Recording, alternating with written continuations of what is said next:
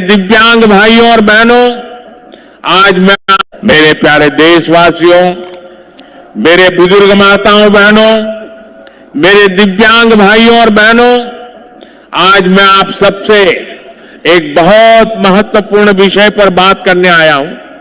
ये विषय सिर्फ पेंशन का नहीं है, ये विषय सम्मान का है, सुरक्षा का है और उस भरोसे का है जो देश की करोड़ों गरीब माताओं, बुजुर्गों और जरूरतमंद परिवारों ने सरकार पर किया है। साथियों, जब हमारी सरकार ने सेवा का संकल्प लिया था, तब हमने कहा था कि देश का कोई भी गरीब, कोई भी बुजुर्ग, कोई भी विधवा माता और कोई भी दिव्यांग भाई बहन अपने आप को अकेला महसूस नहीं करेगा। सरकार उनके साथ कंधे से कंधा मिलाकर खड़ी रहेगी। आज देश में करोड़ों लोग वृद्धावस्था पेंशन, विधवा पेंशन और दिव्यांग पेंशन का लाभ ले रहे हैं। ये सिर्फ आर्थिक सहायता नहीं है, बल्कि यह उस व्यक्ति के आत्मसम्मान की रक्षा है जिसने पूरी जिंदगी मेहनत करके अपने परिवार और समाज को मजबूत बनाया। लेकिन साथियों, पिछले कुछ समय से हमें लगातार ये जानकारी मिल रही थी कि पेंशन व्यवस्था में कई प्रकार की गड़बड़ियां हो रही हैं। कहीं गलत लोग फर्जी तरीके से पेंशन ले रहे थे, कहीं असली जरूरतमंद लोगों का पैसा बीच में ही अटक जाता था। एक छेद जला, कई रिकॉर्ड सही नहीं थे और कहीं ऐसे लोग भी सामने आए जिन्हें जीवित होते हुए भी सरकारी रिकॉर्ड में मृत दिखा दिया गया। यह स्थिति किसी भी संवेदनशील सरकार के लिए चिंता का विषय हो सकती है। इसलिए हमारी सरकार ने फैसला किया है कि अब पूरे देश में पेंशन व्यवस्था को पारदर्शी, मजबूत और टेक्नोलॉजी आधारित बनाया जाएगा ताकि हर सही व्यक्ति तक समय पर उसका हक पहुंच सके और कोई भी गरीब अपने अधिकार से वंचित ना रहे। भाइयों और बहनों, अब धीरे धीरे पूरे देश में पेंशन से जुड़े नए नियम लागू किए जा रहे हैं। कुछ लोगों को शुरुआत में ये नियम कठिन लग सकते हैं, लेकिन इनका उद्देश्य किसी गरीब को परेशान करना नहीं, बल्कि व्यवस्था को साफ और सुरक्षित बनाना है।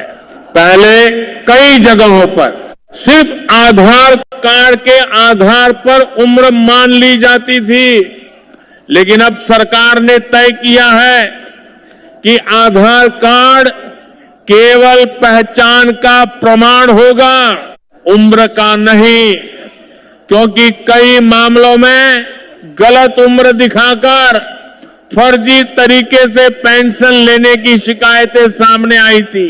इसलिए अब जन्म प्रमाण पत्र, स्कूल का प्रमाण पत्र, परिवार रजिस्टर या अन्य वैध दस्तावेजों के आधार पर उम्र की पुष्टि की जाएगी। मुझे पता है कि हमारे गांवों में रहने वाले बहुत से बुजुर्गों के पास पुराने समय के दस्तावेज उपलब्ध नहीं है। उस समय हर बच्चे का जन्म प्रमाण पत्र नहीं बनता था और बहुत लोग पढ़ाई भी नहीं कर पाए थे।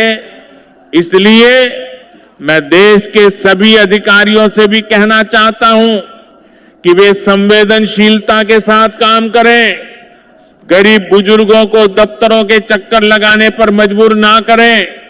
जहां दस्तावेज उपलब्ध नहीं है, वहां स्थानीय जांच और ग्राम पंचायत के माध्यम से समाधान निकाला जाए ताकि किसी जरूरतमंद की पेंशन सिर्फ कागज की कमी के कारण बंद ना हो।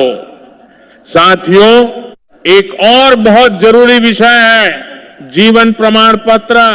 कई राज्यों में पाया गया कि वर्षों पहले जिन लोगों की मृत्यु हो चुकी थी, उनके नाम से भी पेंशन निकाली जा रही थी। इससे सरकारी धन का नुकसान हो रहा था और असली लाभार्थियों तक पैसा पहुंचने में दिक्कतें आ रही थी। इसलिए अब जीवन प्रमाण पत्र को अनिवार्य किया जा रहा है।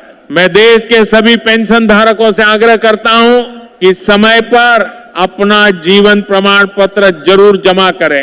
आज डिजिटल इंडिया के माध्यम से यह प्रक्रिया बहुत आसान हो चुकी है।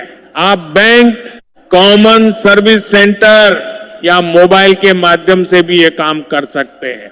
अगर आपने समय रहते जीवन प्रमाण नहीं कराया तो आपकी पेंशन अस्थायी रूप से रुक सकती है और बाद में परेशानी बढ़ सकती है। इसलिए लापरवाही बिल्कुल ना करें।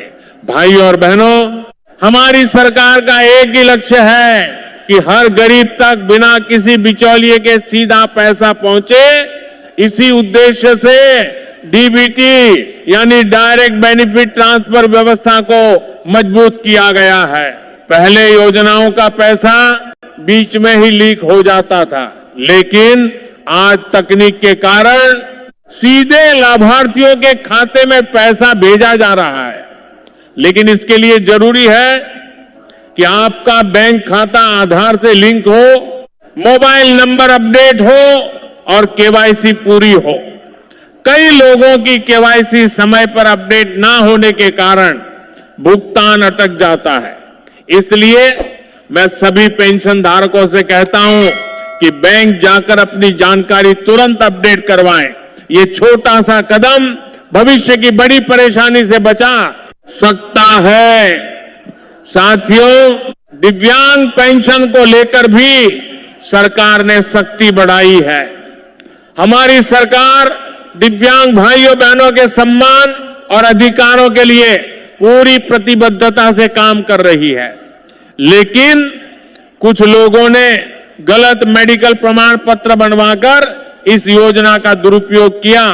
इससे उन गलत मेडिकल प्रमाण पत्र करने का वास्तविक दिव्यांग लोगों का हक प्रभावित हुआ, जिन्हें सच में सहायता की जरूरत थी।